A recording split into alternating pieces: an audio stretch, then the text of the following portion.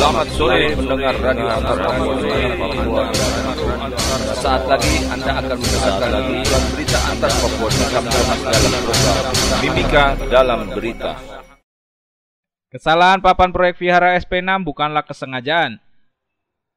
Kepala Bagian Kesejahteraan Rakyat Sekretariat Daerah Kabupaten Mimika, Martin Sawi mengatakan kesalahan papan proyek pembangunan Vihara SP6 menjadi pembangunan kandang babi adalah kesalahan yang tidak disengaja. Saat ditemui wartawan di GKI Diaspora SP2, Senin 12 September 2022, Martin mengatakan kesalahan pertama dari percetakan.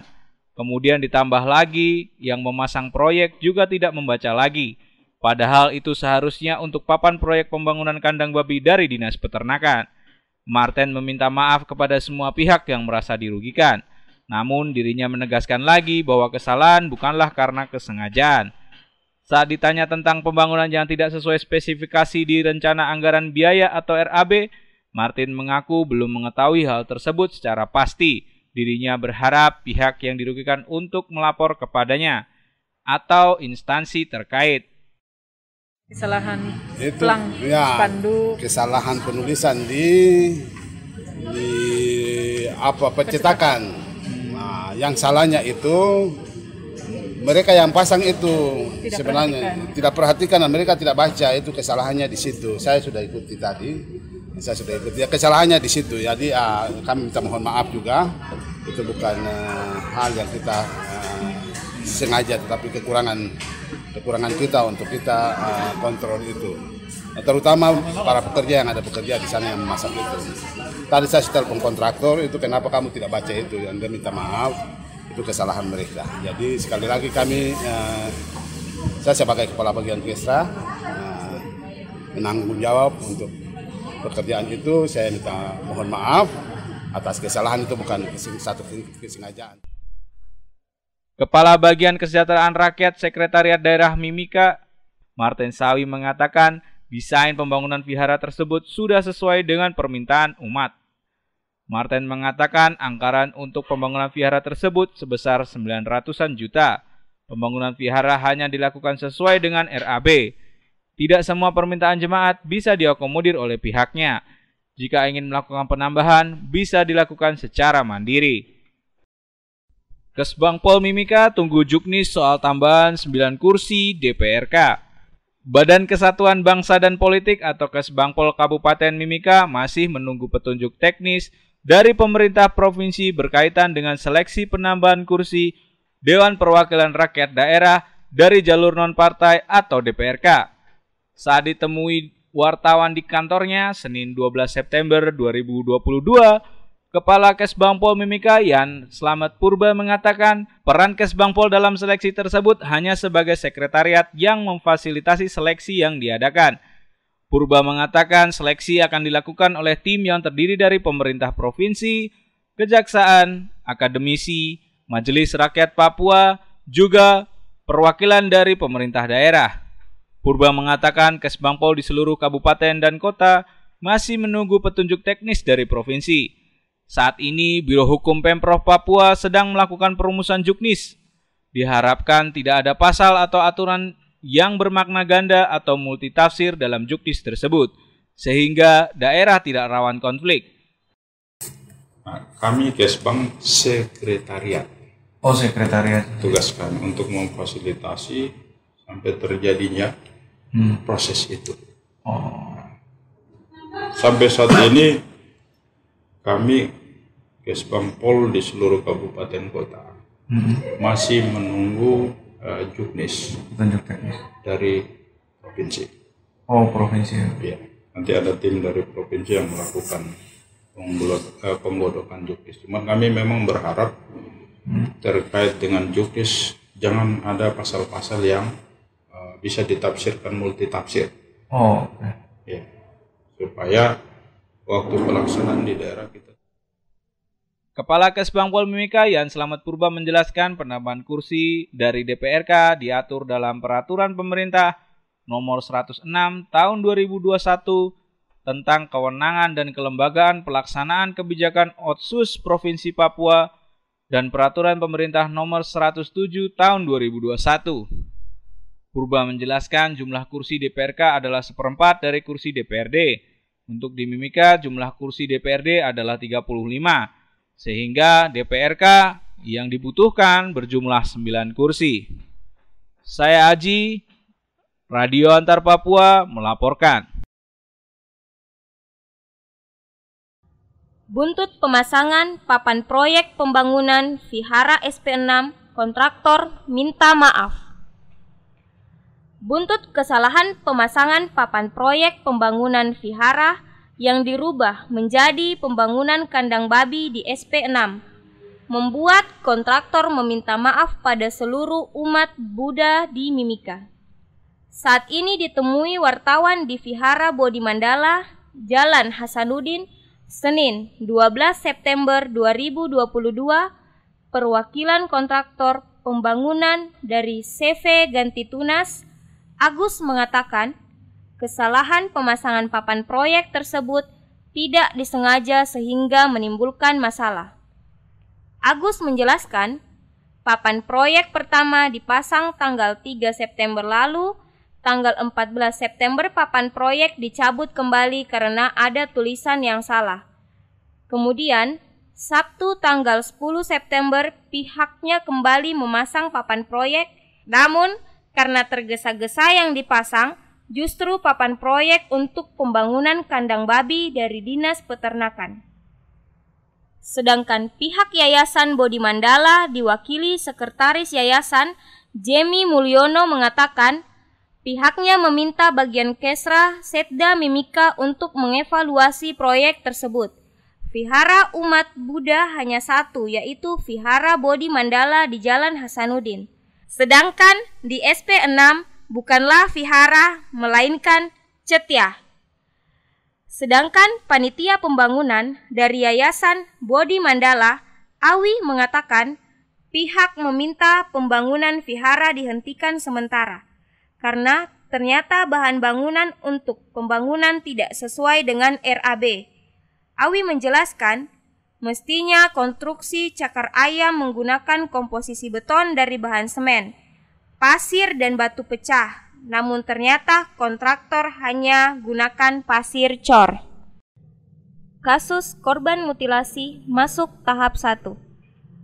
Penyidik Satuan Reserse Kriminal Polres Mimika akan lakukan proses tahap 1 pada kasus pembunuhan 4 warga diduga dengan tersangka sipil.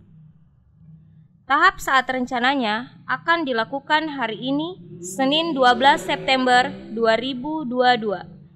Saat dikonfirmasi via telepon, Senin 12 September 2022, Kapolres Mimika, AKBP IGD Putra mengatakan, tahap 1 artinya berkas perkara akan diserahkan pada jaksa penuntut umum untuk dilakukan pemeriksaan berkas berita acara pemeriksaan. Pemeriksaan berkas berita acara pemeriksaan. Saat ini, penyidik Polres Mimika masih menganalisis 3 tersangka yang merupakan warga sipil dengan masing-masing bernama inisial APL alias Jack, DU, dan RF. Sementara tersangka lainnya bernama Roy Martin Hawaii alias Roy hingga kini masih status DPO. Sementara untuk pendalaman terhadap kasus-kasus pembunuhan sebelumnya yang disinyalir ada keterlibatan dari para tersangka ini, Kapolres menyebut pihak kini masih terus melakukan pendalaman. Kemudian untuk 6 tersangka dari anggota TNI Angkatan Darat masih ditangani tim dari Pomda 17 Cendrawasih bekerja sama Sub Detasemen POM 17C Mimika.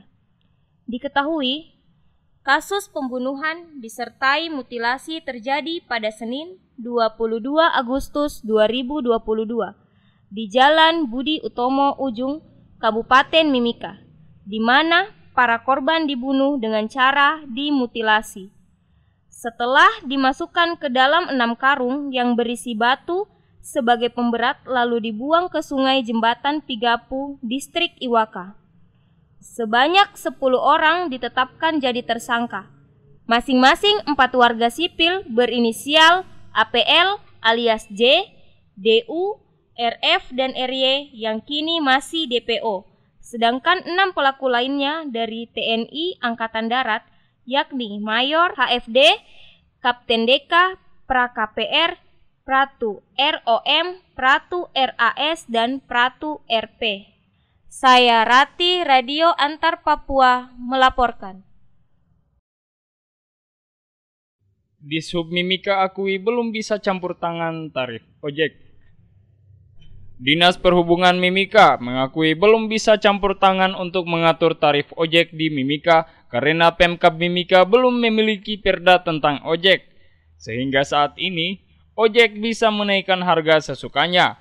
Saat ditemui di kantor Dishub Mimika, Kepala Seksi Lalu Lintas Angkutan Jalan Dishub Mimika, Joy Ubro mengatakan, ojek di Mimika tidak dimasukkan ke kategori angkutan umum, sehingga belum tersentuh aturan pemerintah terkait penentuan tarif. Joy mengatakan, Pemkab Mimika memang pernah merancang perda tentang ojek, namun rencana itu terhenti karena adanya rolling pejabat beberapa waktu lalu. Kepala Seksi Lalu Lintas Angkutan Jalan di Mimika, Joy Ubro menambahkan, pemerintah baru bisa campur tangan tarif ojek setelah ada landasan hukum yang jelas dengan dibuatkan perda. Pantauan Antar Papua News, tarif ojek di Mimika masih variatif tergantung masing-masing tukang ojek sesuai jarak yang ditempuh. Untuk di dalam kota misalnya, tarif ojek bisa mencapai Rp5.000 sampai Rp10.000. Sedangkan untuk jarak jauh bisa mencapai Rp25.000 sampai Rp50.000. Besaran tarif tidak tergantung pada kenaikan BBM saja, tapi juga rute pengantaran. Apalagi saat ini Pemkab Mimika telah memberlakukan jalan satu arah di Jalan Budi Utomo. Pada APN di Jalan Sosial Kebun Sirih, salah satu tukang ojek bernama Ojan mengungkapkan, akibat diberlakukannya jalan satu arah membuat ojek kadang harus memutar jauh, sehingga tarif yang diberlakukan juga harus menyesuaikan. Tunggu Pergub Dishub Mimika naikkan tarif sementara. Sambil menunggu peraturan gubernur tentang penyesuaian tarif angkutan umum, Dinas Perhubungan Mimika telah menaikkan tarif sementara untuk angkutan umum di Mimika. Saat ditemui di ruang kerjanya Senin 12 September 2022, Kepala Seksi Lalu Lintas Angkutan Jalan Dishub Mimika, Joy Ubro mengatakan, tarif sementara yang dipatok Dishub untuk jurusan angkutan trayek Timika Mapurujaya adalah Rp20.000, sedangkan jurusan Timika Pomako Rp30.000. Kenaikan itu selisih Rp5.000 dari tarif sebelumnya, di mana kenaikan Timika Mapurujaya Rp15.000 dan trayek Timika Pomako sebesar Rp25.000. Sedangkan tarif dalam kota masih sama, yakni Rp5.000 sampai Rp10.000. Joy mengatakan, kebijakan tersebut bersifat sementara sembari menunggu Pergub tarif angkutan umum.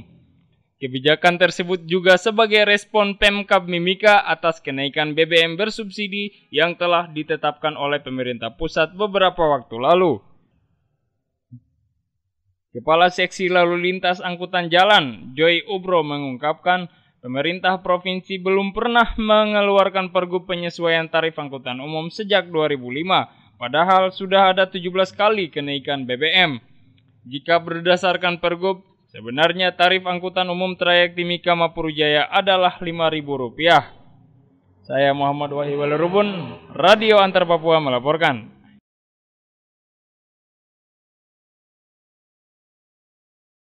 Komisi B DPRD Mimika fokus pengawasan penyaluran BBM bersubsidi. Komisi B DPRD Mimika akan fokus pada pengawasan penyaluran BBM bersubsidi agar tepat sasaran pasca terjadinya kenaikan BBM beberapa waktu lalu. Saat ditemui wartawan di kantor DPRD Mimika, Senin 12 September 2022, Ketua Komisi B DPRD Mimika Nurman Eskeru Pekaro mengatakan pihaknya akan melihat terlebih dahulu kondisi masyarakat khususnya yang menerima manfaat BBM bersubsidi. Nurman mengatakan DPRD Mimika akan melihat lanjut dampak kenaikan BBM sehingga bisa dilakukan evaluasi, bahkan ke depannya DPRD Mimika akan memberikan rekomendasi pada Pertamina. terkait masalah rekomendasi-rekomendasi yang berseliaran untuk menggunakan khusus Pertalite. Nah, kita minta ditertibkan, kemudian pengawasan langsung yang distribusi BBM bersubsidi oleh pihak-pihak yang bertanggung jawab dalam hari ini kepolisian, kemudian kejaksaan dan lain sebagainya, sehingga penyaluran Pertalite khusus subsidi dapat digunakan kepada mereka yang mereka bisa gunakan. Saya pikir begitu.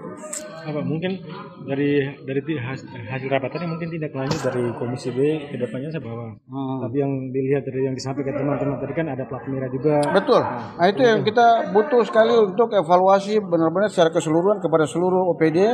Terus mungkin minta Bupati menerbitkan surat mungkin semacam perbub terkait penggunaan BBM ini yang tidak tepat sasaran seperti itu. Saya pikir begitu. Ketua Komisi B DPRD Mimika Nurman Eskarupukaro mengungkapkan, dari informasi yang diberikan mahasiswa masih banyak mobil plat merah mengisi BBM bersubsidi. Hal itu tentu menjadi perhatian DPRD dan akan dilakukan evaluasi kepada seluruh OPD. Nurman menambahkan perlu evaluasi besar-besaran secara keseluruhan OPD. Pemerintah juga perlu menertibkan perbub terkait penggunaan BBM bersubsidi yang harus tepat sasaran. Minim transportasi, siswa sentra pendidikan mengeluh ke DPRD. Puluhan siswa-siswi SMA Negeri 5 sentra pendidikan dengan masih berseragam lengkap mendatangi DPRD Mimika Senin 12 September 2022. Mereka menyampaikan aspirasi terkait minimnya transportasi di sentra pendidikan. Pantauan antarpapuanews.com, puluhan siswa-siswi SMA Negeri 5 didampingi 2 orang mahasiswa datangi kantor DPRD Mimika. Mereka diterima oleh Ketua Komisi C DPRD Mimika Aloysius Peirong bersama anggota Komisi C lainnya yang berlangsung di ruang rapat Komisi C DPRD Mimika. Usai rapat, Aloysius mengatakan keluhan yang disampaikan para siswa adalah saat pandemi COVID, seluruh siswa dikeluarkan dari asrama sentra pendidikan. Padahal ada 300-an murid OAP, Amume, dan Kamoro yang sekolah dan tinggal di asrama itu. Selain itu, asrama sentra pendidikan tidak ada perubahan sama sekali, padahal sentra pendidikan dibiayai pemerintah provinsi dan daerah. Persoalan lainnya adalah keterbatasan guru di sentra pendidikan dan keterbatasan transportasi untuk ke sekolah. Persoalan transportasi itulah yang membuat mereka kewalahan untuk pergi ke sekolah. Saya dan teman-teman Dewan Komisi J menerima wakil dari SMA Negeri 5 Sentra Pendidikan. Ya. Ada 2 orang yang mewakili sebagai orang tua, tapi mereka juga masih kuliah. Nah, keluhan mereka pertama bahwa sebelum pandemi itu mereka tinggal di asrama. 300-an orang asli Papua dari suku Amume dan Kamoro. Semua tinggal di asrama dengan jaminan makan dan minum. Nah, dari Dinas Pendidikan ada perubahan.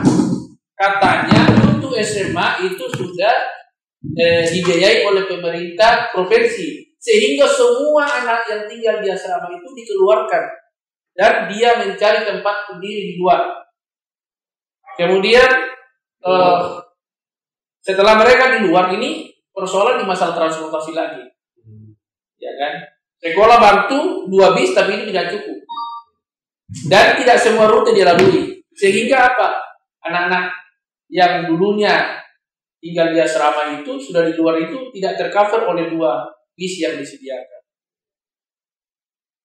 Ketua Komisi C DPRD Mimika Aloysius Peirong mengatakan siswa-siswi SMA Negeri 5 Sentra Pendidikan hanya dijemput oleh 2 bus, namun tentunya tidak cukup karena akhirnya tidak semua rumah siswa masuk rute penjemputan. Aloysius mengatakan, selaku Komisi C yang mana sebagai mitra dengan Dinas Pendidikan akan menyampaikan atau memanggil Dinas Pendidikan untuk rapat dengar pendapat. Saya Anis, Radio Antar Papua melaporkan.